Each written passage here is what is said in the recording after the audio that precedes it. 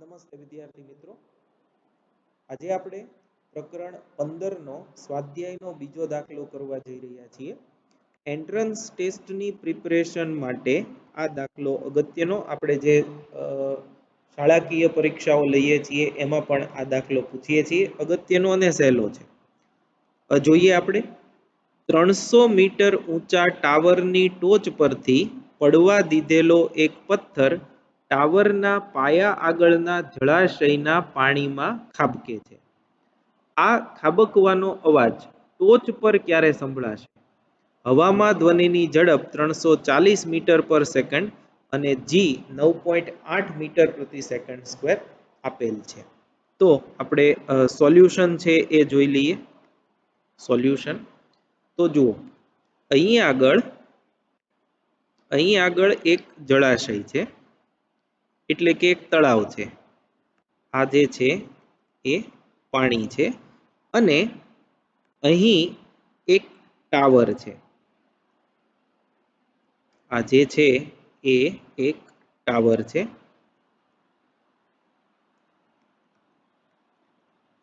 આ ટાવરની ઊંચાઈ 300 મીટર છે, એને આપણે એચ કહીએ.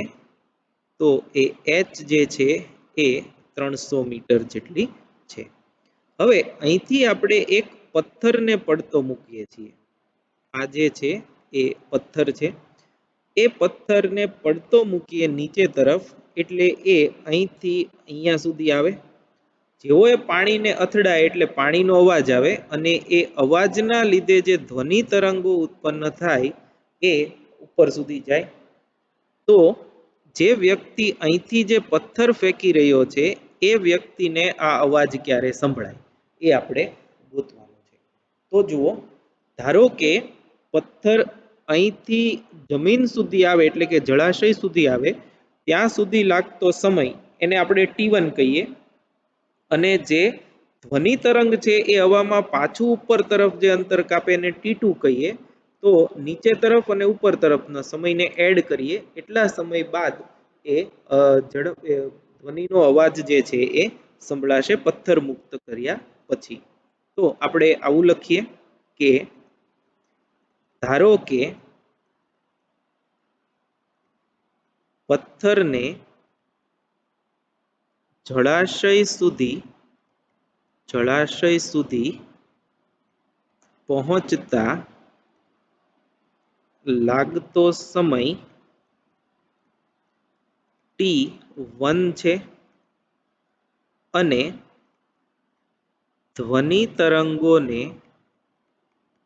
તરંગોને આ જ અંતર કાપતા લાગતો સમય T2 છે. આથી વ્યક્તિને T1 પ્લસ T2 સમય બાદ ખાબકવાનો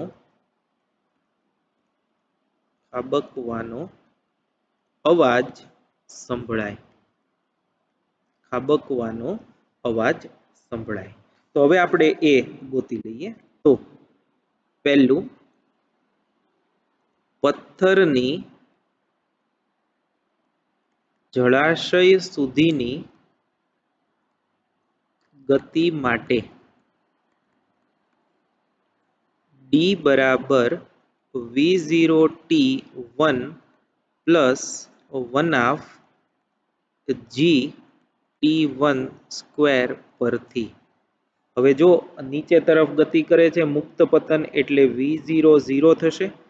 નીચે તરફ ગતિ કરે છે એટલે ગુરુત્વ પ્રવેગ આવશે, પ્રવેગની બદલે મુક્ત પતન કરે છે એટલે. અને જે અંતર કપાય છે એ h જેટલું છે. V0 0 into T1 plus 1/2 into G 9.8 into T1 square. Therefore h 300 છે, અંતર કેટલું કાપે છે પથ્થર?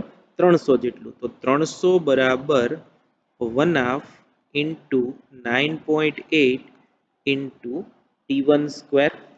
તો આના ઉપરથી જો આપણે T1 મેળવીએ તો એ મળે છે 7.82 સેકન્ડ. એટલે પથ્થર જે અહીંથી નીચે તરફ ગતિ કરે છે એ ગતિમાં એને લાગતો સમય t1 એ છે 7.82 સેકન્ડ. બરાબર. હવે એવી જ રીતે ધ્વનિ તરંગને આટલું જ અંતર કાપવા માટે લાગતો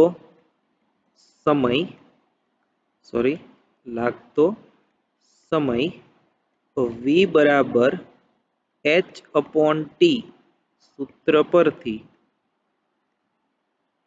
t બરાબર h/v અને આ t એને આપણે t2 કહીએ છીએ. તો અંતર જે છે એ 300 છે અને ઝડપ તમને આપી છે 340 મીટર બરાબર છેદમાં 340 બરાબર એ થશે 0.88 સેકન્ડ. therefore t2 બરાબર 0.88 સેકન્ડ. આ ધ્વનિને ઉપર તરફ ગતિ કરવા માટે લાગતો સમય થયો. therefore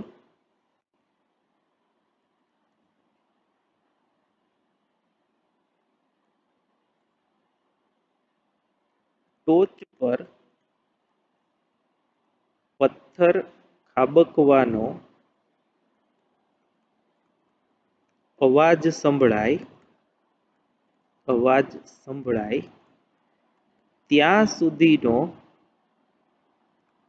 સુધીનો સમય t બરાબર t1 plus t2. therefore t બરાબર t1 7.82 plus t2 0.88. therefore t બરાબર 8.7 સેકન્ડ. 8.7 સેકન્ડ. આ આપણો જવાબ થયો.